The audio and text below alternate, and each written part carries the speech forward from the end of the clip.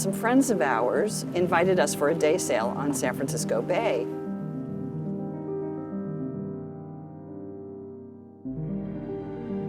We both realized that this was something we'd like to do.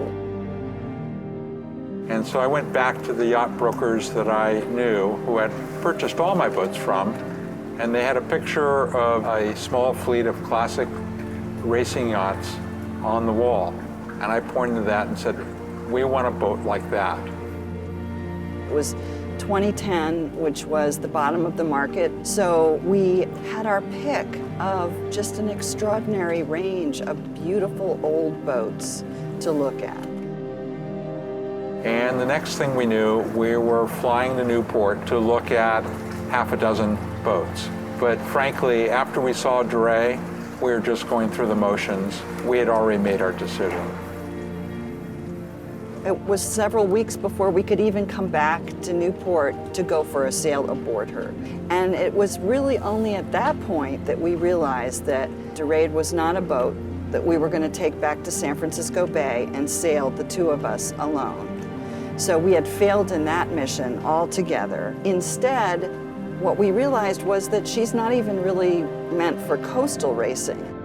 Matt came up with his crazy idea, which was to restore the boat not just so she looked pretty and could sit on the dock, but so that she was sturdy and robust enough and prepared to race across the ocean again. The goal would be to repeat all of her early ocean races from the 1930s where she had been victorious. So the Transatlantic race, the Fastnet race, the Bermuda race, and the TransPac race, which is 8,000 nautical miles of racing.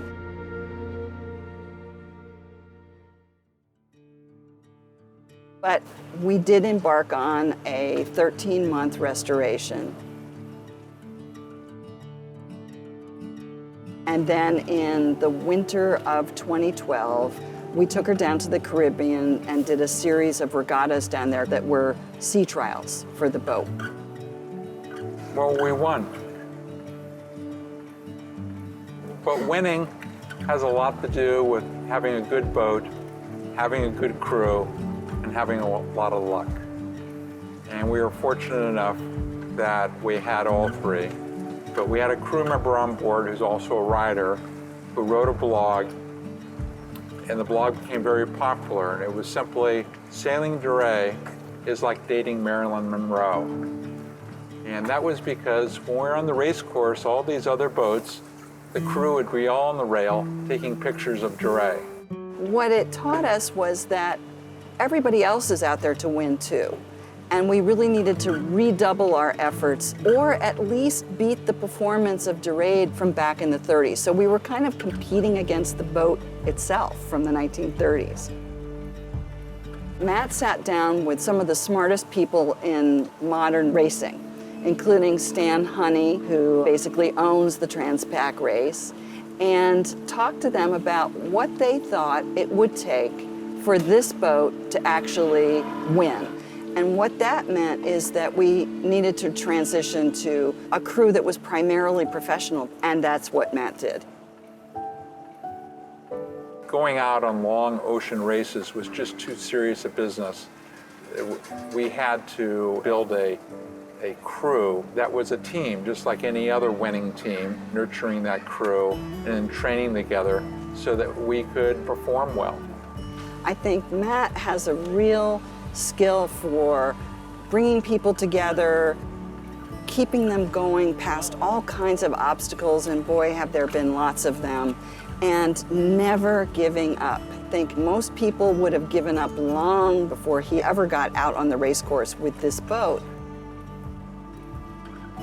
I can't really speak to where my drives and goals come from. I can just tell you that I am very definitely goal-driven and performance-driven. And I really only have one skill, and that's being able to build teams.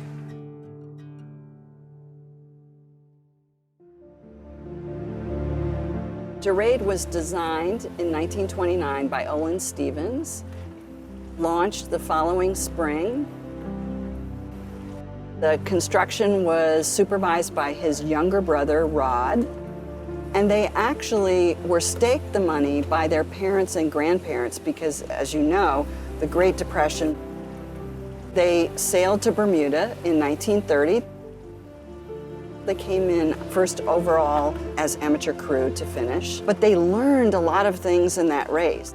The whole boat was overpowered. They also discovered that it was really stuffy and hot down below, which is when they came up with the idea for the Dorades, which are these kind of very ingenious little vents that siphon water off onto the deck so you don't get water down below, but they bring fresh air down below.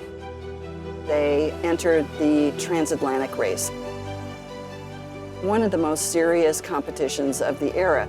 The other people in that race were people like the Roosevelts and the Vanderbilts with professional crews, and here were these kids. I mean, they were 21 and 22, and they were taking along all their college buddies as crew.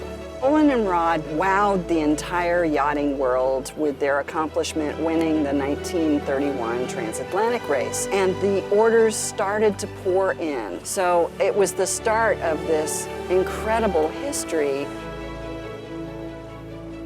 I loved the fact that it was built by a couple of boys who were novices, kind of like us, and that they kind of learned about the ocean and ocean racing and sailboats through Dorade. And that's definitely been my journey on the boat.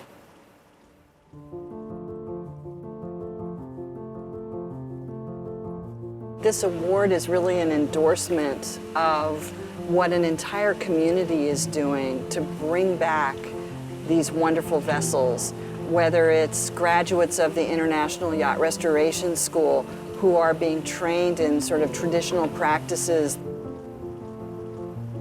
I think the award is more for the boat and the crew, and that's who it really recognizes. It's really much bigger than this boat and our effort with this boat. And I think both Matt and I are committed that Dorade every year will go and do a major ocean race. Now, maybe when we're 95 and 98, we won't be on board, but we're committed to making sure that this boat keeps doing what it does best. So Dorade is looking for new adventures and new seas to cross and compete in. The theory that she belongs in the ocean, racing, doing what she was born to do, has proved to be true. Olin was a very humble person, but I would hope that what we're doing would make him proud.